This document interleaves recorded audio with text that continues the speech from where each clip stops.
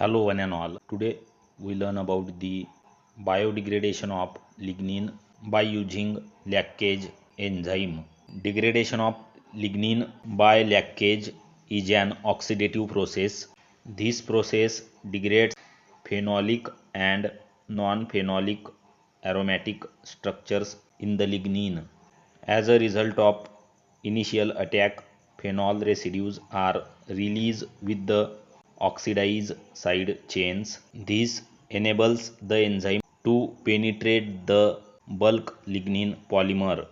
Lignin degradation proceeds by C alpha C beta cleavage of non-phenolic sites in the lignin. This occurs by one of the three oxidation mechanisms: electron transfer, radical hydrogen atom transfer, and ionic mechanism.